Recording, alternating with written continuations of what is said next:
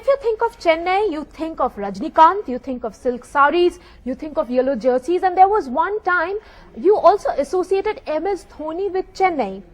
But these days there is one bowler who regularly bamboozles batsmen with his carom balls and has rightly been adjudged the Cricketer of the Year by ICC. You guessed it right, our Ashwin is my guest today. Thank you very much, Ashwin, for talking to us. How do you really react when people say that you are the Rajnikant of spin bowling in world cricket today, because you pretty much make the ball do what you want it to do? I don't react at all. I just take it as a compliment and just move on. He's a superhero, like kind of a demigod here when it comes to people having attachment. Over the years, Tamil Nadu has had a big cine culture, and people tend to attach themselves to different heroes and all that.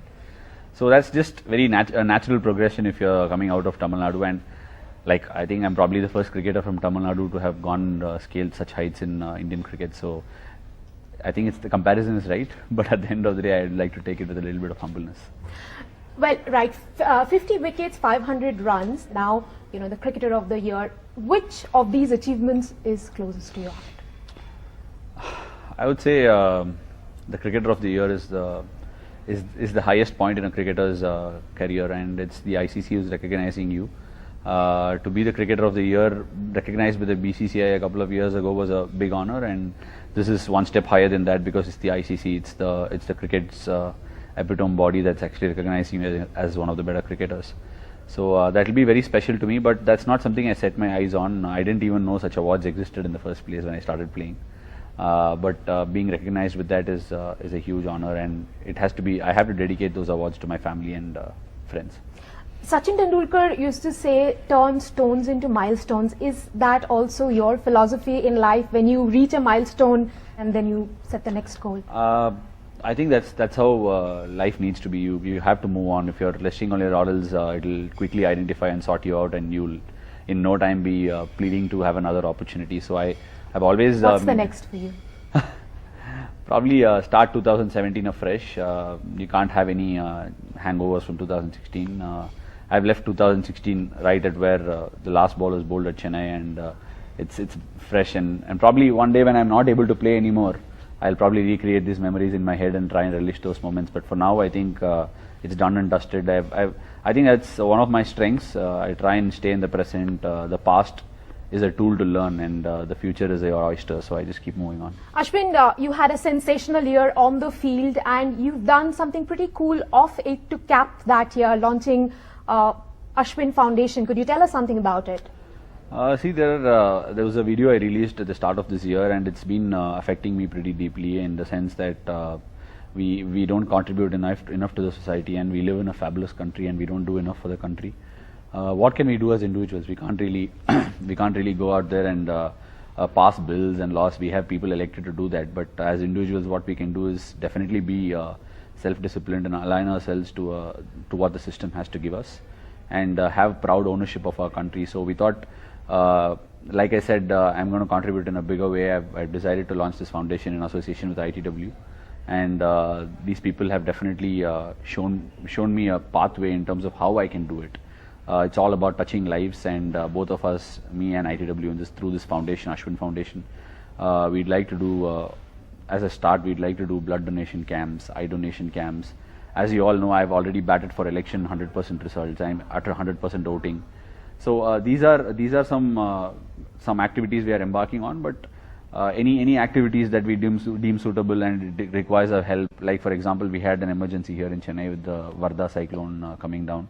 So those are such things that we will definitely like to contribute as we deem it fit. Well, Ashwin, you are a very proud Indian. You wear your heart on your sleeve. You play for Team India. What were the recent incidents that have happened across the country, particularly in Bangalore, the molestation case? How can you really tell, as a sportsman, to the men of India to behave in a certain way, to be more compassionate towards women? I'm actually a very aggressive person in nature, but if I just put those into words, it's not going to come out right, and people might not like the sound of it. But it's disgusting to say the least. I think, as I told you, self-discipline boils from home, and if you cannot bring up your kid in a fashion where he's taught about empathy, he's taught about how people need to coexist, and we still, it's a shame that we still see women as objects of fantasy. It's just incorrigible, to say the least. And I think we are still in a bit of a society where we still think in a very chauvinistic fashion, and it is very hard to consume. But the fact of the matter is we still think that way, and it needs to start at home. Parents need to bring them up really well. The kids need to be taught things that are very pertinent. To say the least, they need to be told.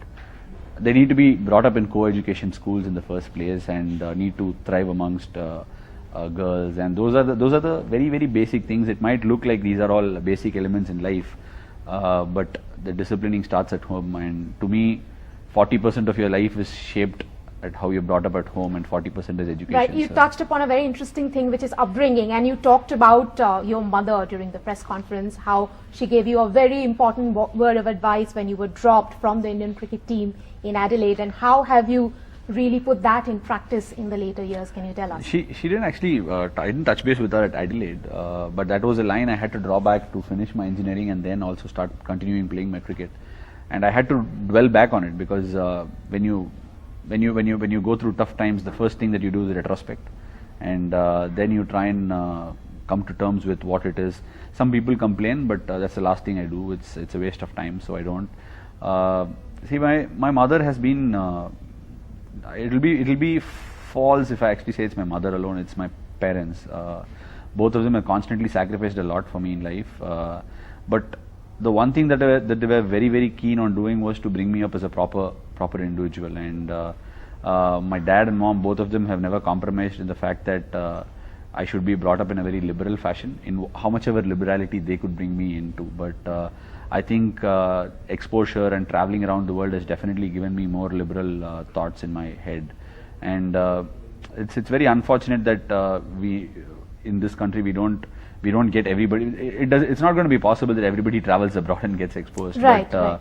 I think even as I'm talking on media, I would beg to my media friends that we show responsible stuff on TV, and to a greater extent we also contribute some sort of. Ashwin, you just said that you don't make excuses, and I think that is imbibed in your character. Is that something that in current Indian cricket team also goes by, the dressing room? The mindset of the dressing room that we won't make any excuses, we will just go out and give it our best. When you generally defend and when you go through tough times, it looks like excuses, but unfortunately we'll have to be diplomatic on a lot of occasions, and diplomacy is something that I hate, and but I've learned the trade, and unfortunately it does work in this society, and that's how we are brought up and trained. But this Indian team, we are constantly focusing on improvement. We are not so much focusing on immediate results. We try and think big. At least that's what you're given the thinking hat for. You can think big. If you fall short of it, no matter what, you can pick yourself and go. And so we resonate this fact that we all should improve together as a unit, and every individual improves, we contribute to the kitty. Ashwin, 2017 will usher in a big change. We already know that MS Dhoni has decided to give up the ODI captaincy. How will that pan out for the dressing room? Were you ready for the change? See, I mean, we are used to playing Test cricket under Virat now, and it's happened about a year and a half ago now, and we all knew the transformation was going to happen. It's just that a big personality in Indian cricket, as someone who's been a landmark person in Indian cricket, has decided to shed his responsibilities. Why we feel the gap is going to be huge. But he's still going to be around and try and face this out, I'm sure, and that's why he's decided to shed the responsibility and continue playing. So I think his experience will be invaluable, and we'll try and tap into it and try and make sure that we go in the right direction and try and take the approach that Virat wants us to take. You had said some time back that the team is on right track, and I remember it was a very nice statement to make, but you drew a lot of flack for it. Can you clarify what exactly you said when you said that the team is on right track under Virat Kohli? See, I mean, I think it's just common sense to a greater degree. The team is on the right track because we are doing well, and I don't understand why everything needs to meet the public eye, and it's pretty surprising. And have an emotional response. Yeah, and have an emotional response to it, and to a certain degree, that is the problem of our country in itself. In the larger perspective, we can't get emotional and rally behind people like this, and For all you know, thank yous and excuses don't have to be in the public eye. It can. If I start reading out thank yous, then I'll hardly be able to say anything. So I'll have to keep mentioning names. So I mean, this is not something I personally want to address. I genuinely do not think I can cater to everybody's needs here. But I think this whole formation of what somebody expects you to do and what they perceive of you, all this is something that we need to start shedding out.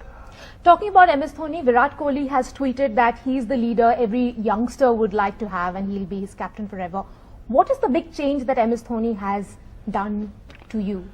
I think the biggest change is that he's remained himself, and anything that resonates with a great leader is the fact that you can learn and draw a lot of good habits to practice. And he's someone who's led by example. He's remained himself. He's remained calm. He's stayed himself. He's never exuded what needs to be exuded and given enough liberty. So if at all there is, I think leadership is not just about leading with a title. I think you need to lead without a title as well. So not just leading on the field or leading on the park. I've taken leadership lessons all along, and it's to try and. Has he been a leader off the field for you as well? That's sort of a very difficult question to answer, because I'm actually a sort of a loner, and I don't interact with a lot of people outside the field, especially when it comes to the game. And I have my own set of friends, and I try and mentor myself. I don't go to any mentorship at all. And in fact, our communication outside the field is not so much. And we all, on contrary to what the public think, we have enough time to actually cater to our body, to our fitness, to our practice. So we hardly get time to actually sit in the same room and have gossip time. So it doesn't happen much in the modern era. Right. How different are the leadership styles of Virat Kohli and MS Dhoni? And do you sync in better with Virat and his style of functioning? As I told you in the earlier point, I think I'm some sort of a loner. I like the individuality, and both of them understand that really well, and they give me enough responsibility. And the leadership styles is a very difficult comparison to make, because Virat has just started his strides, and I think they are different personalities, and they need to be given that respect. And you need to take the team the line the leader wants you to toe. And with regards to that, and for me, it's all about responsibility, handing over the responsibility and having to control my bowling and my fields is all that I require as a bowler, and both of them have done that splendidly. So, Ashwin, Australia is the next team that you are going to face. Is there one wicket or one particular person you would look out for? And I know you have an Australian mindset. How would it be going out playing that team? See, my plans don't base around a single batsman or a single individual. It plans around the entire 10 wickets that comes out there, because you don't know who you'll be bowling at in a particular game because of the spells of games. So I plan around every single batsman that I have to tackle, and have plans about how I can get them out and how I can shut shop their runs. So those are very, very important things as far as Test cricket is concerned. Thank you very much for talking to us, and surge ahead in 2017. Thank you so much.